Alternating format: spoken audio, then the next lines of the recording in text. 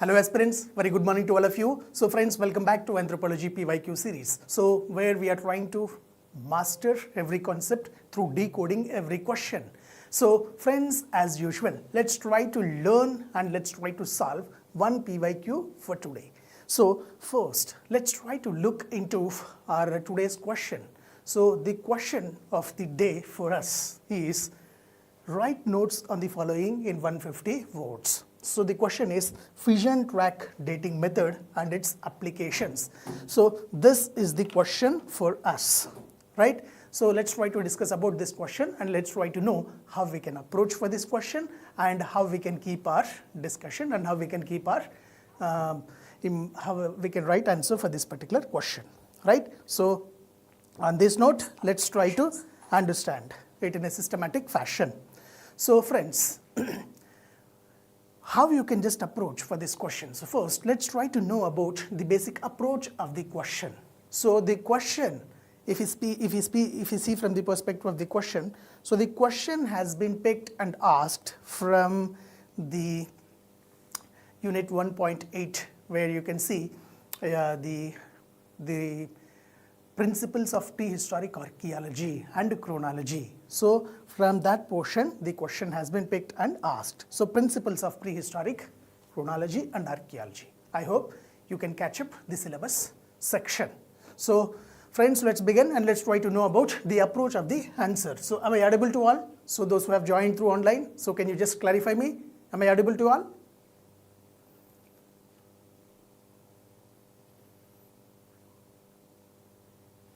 Right, let's proceed. I hope would be audible. So now, what you can write in the introduction. In the very introduction, what you can say is that in the introduction, you can systematically talk about or define what is Fission track dating method. And you can just explain it or you can just mention it as a radiometric dating technique. And you can also mention about its purpose. So that's one thing, right? So, okay, good. Surisha, Dachu ready? Yes, right. So now, what you can write in the body portion of the answer. In the body portion of the answer, you can systematically highlight the applications of the Fission track dating method. So that's one thing. Now, in the conclusion, what you can do, you can systematically summarize the significance of the Fission track dating method. So where you can mention Fission track dating method as a bridge that acts as a chief bridge between the geology and archaeology. So that is one thing that you can do. And further you can say that the significance of it as a reliable chronometric and thermochronological tool. So chronometric and thermochronological tool. So you can establish it as like that. So friends, let us try to understand this particular concept in a systematic fashion. So when we see from the perspective of our our concepts, so where we will see different dating methods. So all the dating methods will be used to determine the chronology of a particular material, isn't it? What do you mean by chronology? Chronology basically refers to the process of arranging various past events in a systematic manner according to the time period of occurrence. So that is chronology. So like how we can just find chronology of a particular thing. So we have different dating methods. So we have absolute dating methods and we have relative dating methods, right? So what do we get from relative dating methods? In relative dating methods, we will usually get the relative time period of a particular object or particular thing with respect to other objects, right? So that's how we will understand. So can you able to recollect some of the examples or the processes that we use in relative dating method? Do you remember stratigraphy? Stratigraphy means we will take up these layers of the soil and we will try to analyze the age of that particular area. So stratigraphy is a relative dating method. Then seriation. So serial arrangement of various objects. So that is seriation. Then fluorine analysis. So fluorine dating or fluorine analysis we will say. So that is another dating, relative dating method. And then what do we get in absolute dating methods? In absolute dating methods, we can get the absolute time period of the particular material. So whatever it could be, sample. So that's how we can find out. So there are so many absolute dating methods. So if you can able to recollect, we have radiocarbon dating method. So C14 dating method. So it's an absolute dating method. And then apart from that, if you happen to see like potassium argon method, so this is another absolute dating method. And in the similar fashion, we have dendrochronology, tree ring analysis, we say dendrochronology. So this is another absolute dating method. So where we will try to study the annular ring pattern of the trees and we will assess the age of that particular tree. So that's it.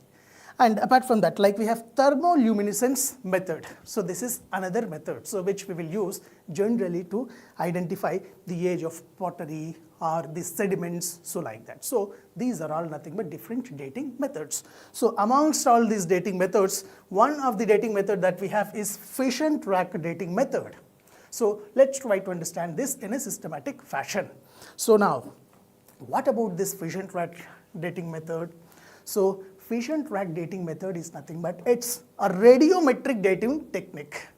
So it's a radiometric dating method, so which is generally used to determine the age of certain minerals and certain glasses. So that is the basic purpose of it. So what is it? It's a radiometric dating technique. So what is its purpose, main purpose? So it's used to determine the age of minerals and glasses. So that's the first point that you have to remember. I hope it is clear to you. Now, what is it based on? So generally, this technique is based on the spontaneous fission of uranium-238. So you know uranium-238 is nothing but one of the fissionable material. So what do you mean by fission? So nuclear fission refers to when a parent nuclei, it splits into daughter nuclei. So that's nothing but fission, right? So uranium-238 is spontaneously fissioned. So with the help of this, so we will try to determine the age of something. So what does we get? So when we just go for the spontaneous fission of uranium-238, then it leaves behind microscopic damage trails. So try to catch it. There would be some microscopic damage trails. So these microscopic damage trails would be known as fission tracks. So these fission tracks will be present within that particular mineral or that particular glass or that particular sample that we are trying to understand, right? So then what we do, so with this, what kind of activities we do? That means basic applications of this fission track dating method includes, we use it to determine the age of volcanic materials. That's first thing. Second thing, reconstructing the thermal history of Earth's crust. So that's another important thing. Then dating archaeological artifacts like pottery or burnt stones, etc. So if we generally say, it would be used in the activities of geology, it would be used in the activities of like for studying the pottery or burnt stones, like that. So this is the basic applications that you can remember, right? Now, to use, to decode or to use this fission track dating method, so which materials we use? So that is another important aspect. So generally we use the materials like zircon. So zircon is one material, apatite, mica, volcanic glass, then obsidian. Obsidian means the material like glossy material that is made up of the volcanic material. Then fossil bones and teeth. So they are also occasionally used. So they are all nothing but the basic materials that are used for dating with the help of fission track. So you can see fission. Fission means nuclear fission.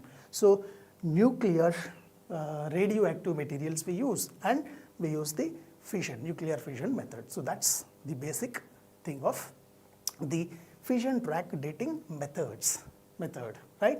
Now, we have said that there would be some sort of microscopic damage trails. So there are some fission tracks. So how do they look like? So if you happen to see a sample, so once we do this fission track dating method, then the sample, let's take up an example, we have taken a volcanic rock.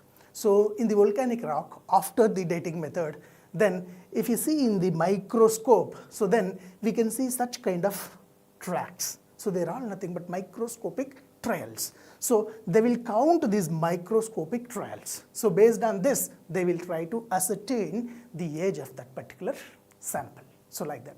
So they are all nothing but the fission tracks of the fission.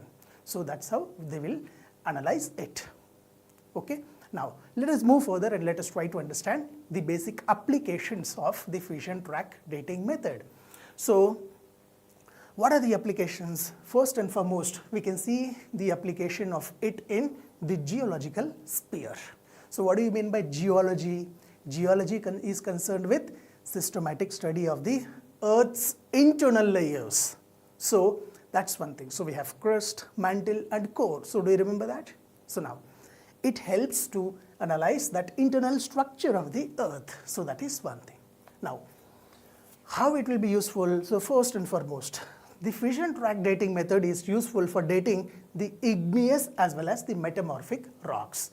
So can you able to recollect the examples for igneous rocks? So can anyone just type in the comment section, what are the examples of igneous rocks, if you can recollect?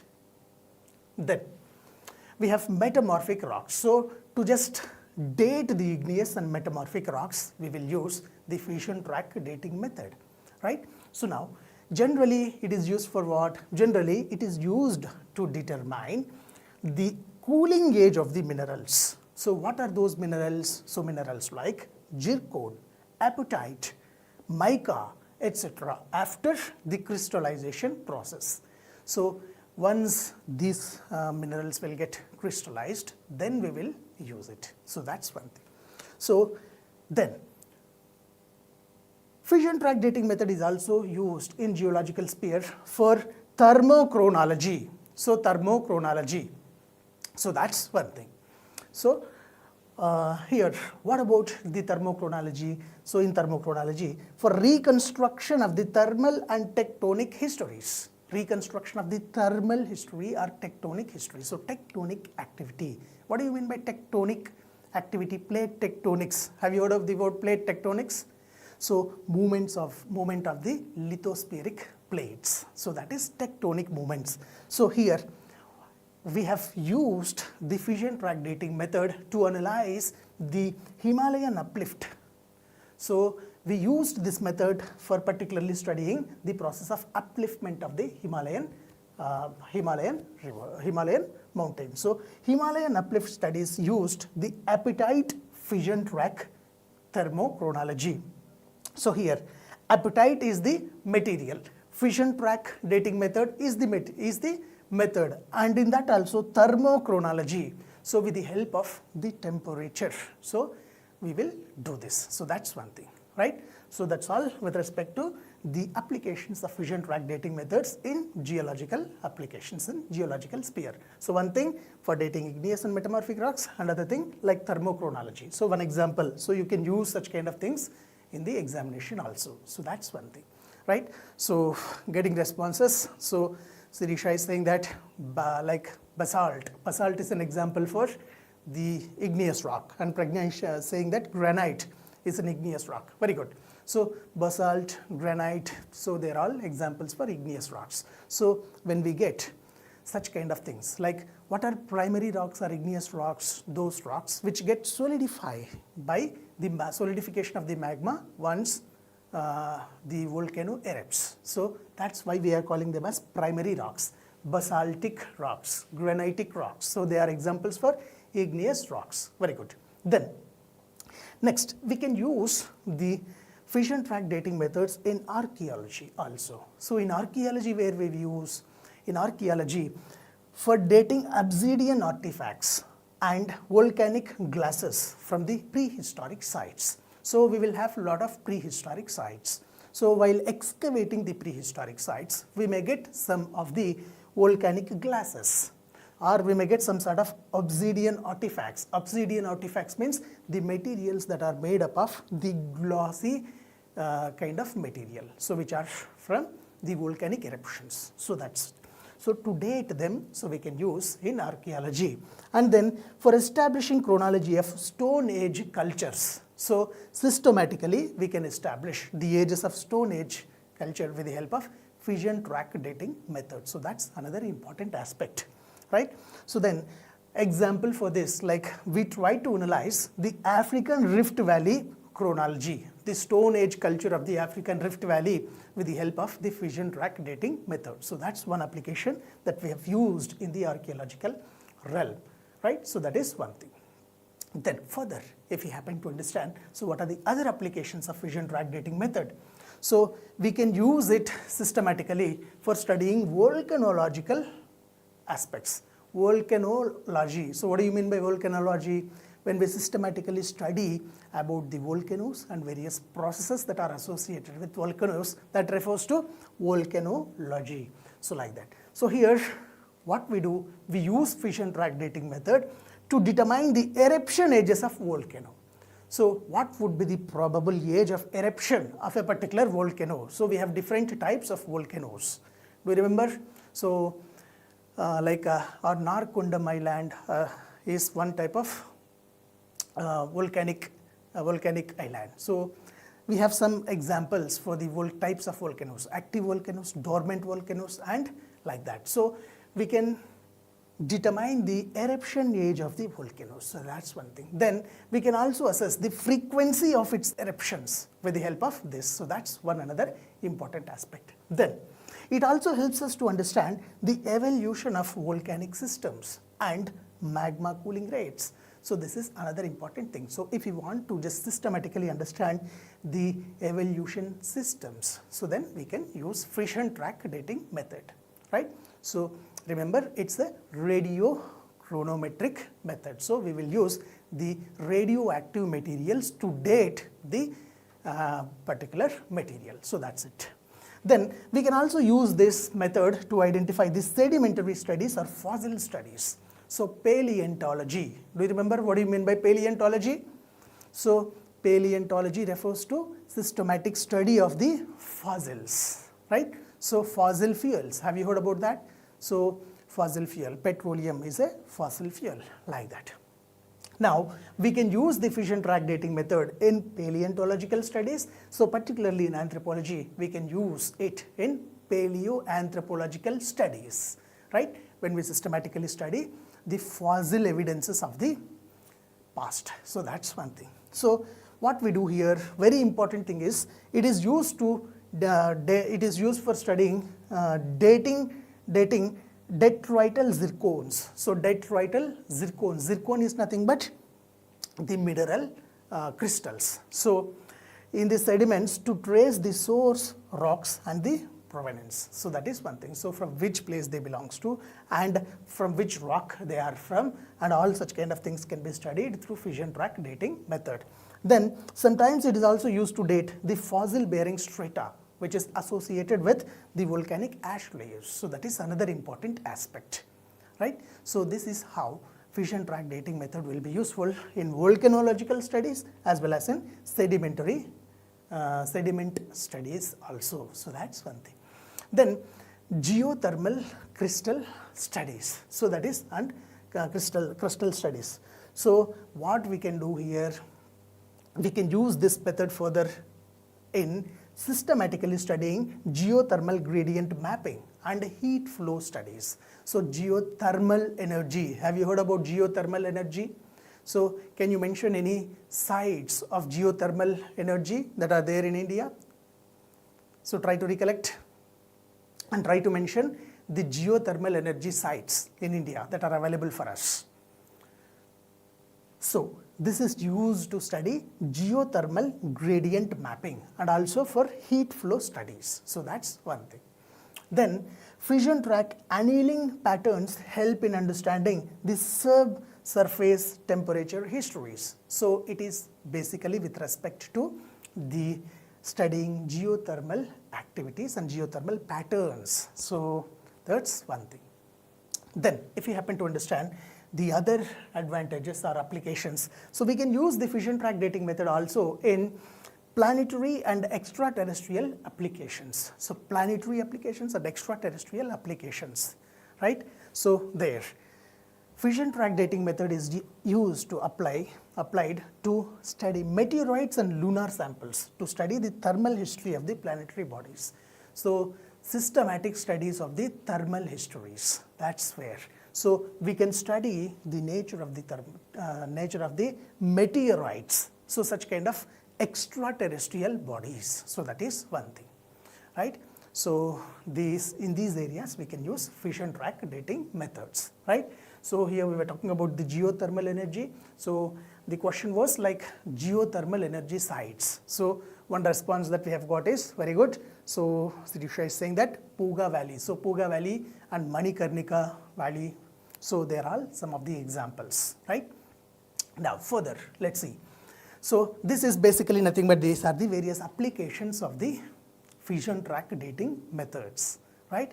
So then if we happen to see the basic summary, so we can use it in geology, we can use it in archaeology, we can use it in volcanology, we can use it in tectonics, and we can use it in sedimentology, we can use it in planetary science. So they are all the regions or fields where we can use fission track dating method, right?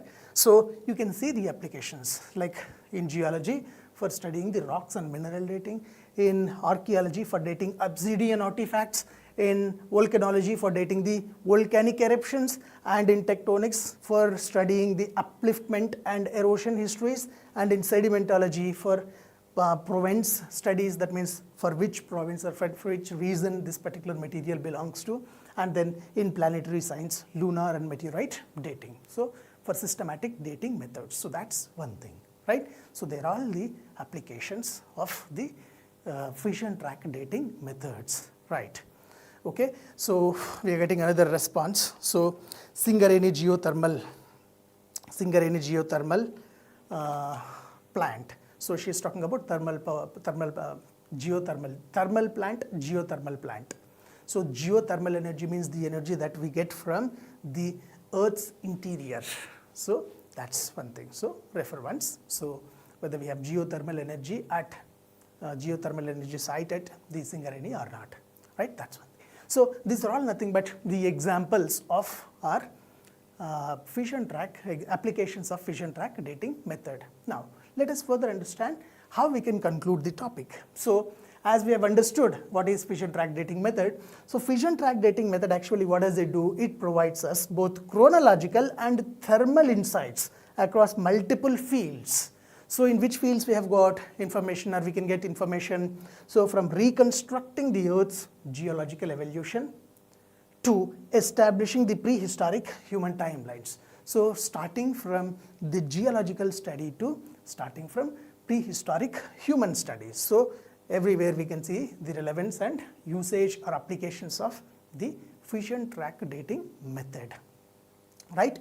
Then its ability its ability to link geology and archaeology makes it cornerstone of the modern scientific dating techniques. So if you see from the perspective of various modern dating techniques, so it forms a cornerstone of the modern dating techniques because it systematically links the geology with the archaeology. So we can see the relevance of fission track dating method in both the geological studies as well as in the archaeological studies. So that's how this has a beautiful advantage of the fission track dating method, right? So that's where we can understand it. So this is how you can conclude the answer. So I hope that is clear to you, right? So then this is what about the whole concept of the fission track dating method. So is there any doubts with respect to this particular concept? Are you clear with the dating methods in archaeology? So we have systematically understood the dating method. So where we were trying to understand the concept of the concept of our dating methods. So try to recollect the dating methods. So where we were understanding different aspects.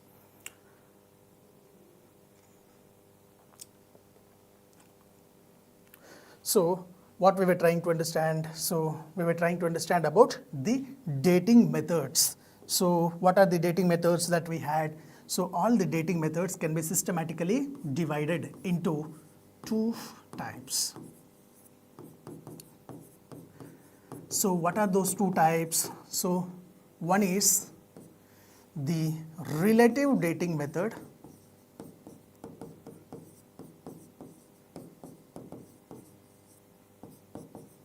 and other one is the absolute dating methods. So what we can get from absolute dating methods? So with absolute dating methods, we can systematically, we can just get and we can study about the things. So where we will get the absolute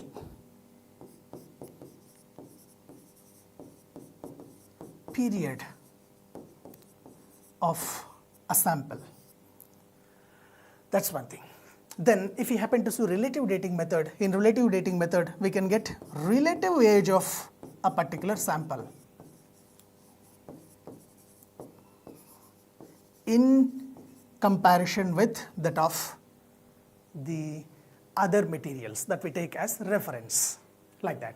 So the relative dating method will be useful to arrange the things in a chronological fashion. So which is first and which is next, like that, right? So there we try to systematically understand some of the examples. So what were the examples that we were systematically studying? So for relative dating methods, so for relative dating, so common examples are nothing but common methods used in relative dating method are first one, stratigraphy. So what is this stratigraphy? So try to recollect it systematically. Stratigraphy is nothing but we will try to take up a sample of the earth. So where we will systematically excavate and we will try to study different soil strata. Strata means layers. So we will analyze this soil strata, different layers of the soil, so that we can identify the particular site. So that is one thing. And then second one, so is nothing but seriation method. It is another relative dating method. So what is seriation? So here we will try to arrange all the artifacts or the materials that we are studying in a series of their chronological manner. So which belongs first and which belongs later, like that. So from chronological manner we will arrange them, right? So that's it. Then third thing, if you see third relative dating method, so we can have it as fluorine analysis. Fluorine analysis. So we will systematically use the fluorine, and fluorine can be used for analyzing the age of a particular thing. Then we have absolute dating methods. So there we were trying to understand about some of the example methods. So what were they? So first example, so it is nothing but the C14 method or radiocarbon dating method. So that is the first method. So radiocarbon dating method. So this is also famously known as C14 dating. So this is one thing that you have to remember. Absolute dating method gives the absolute time period of that particular sample.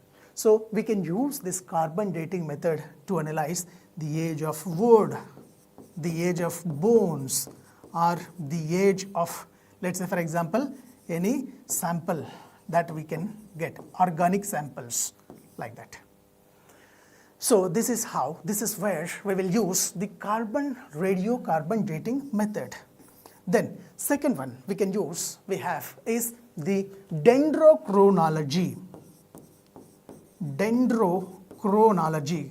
So chronology means systematic arrangement of the past events with respect to their time periods. That's nothing but chronology. Here what we are systematically analyzing the annular ring patterns of the trees. So that's why this is also known as tree ring pattern study. Tree ring pattern study. So this is dendrochronology. This is dendrochronology. I hope you're clear with this. Then further, next important method that we can have is nothing but the thermoluminescence method. So TLD. So thermoluminescence method. So where we use this thermoluminescence method, so we systematically use the thermoluminescence method to analyze the age of pottery or the age of the sediments. So do you remember pottery? So we can use pottery, we can use to analyze the sediments, all those aspects, right? So that's one thing that we have to understand. Is that clear for you? So now, so these are all nothing but some of the common examples and some of the common dating methods that we use. So that's one thing that you have to remember, friends. So like these are some basic aspects so that you have to recollect from the perspective of our dating methods. So I hope the concept is clear for you all. So comments like, okay, aspirant is saying it's clear, Pragna is saying clear, so right. So Srisha is saying that carbon dating, radioactive dating, so dendrochronology, very good. So she could able to recollect that. So that's all for today. So let's try to wind off today's discussion and let's try to meet tomorrow with another important question, right? So I hope you are utilizing this particular series in a better fashion. So friends, what we have to do, so try to recollect all the questions that we have studied and try to address all the questions in a systematic fashion. So try to write down it. So I have, as I suggest, you must and should write answers for the question. That's very, very important.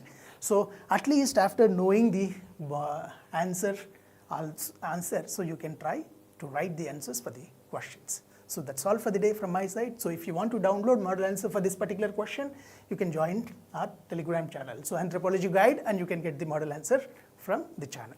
So we'll meet tomorrow at 11:30 a.m. sharp. So thank you all of you for joining with me in this session. So hope no doubts. So let's meet tomorrow. Thank you all.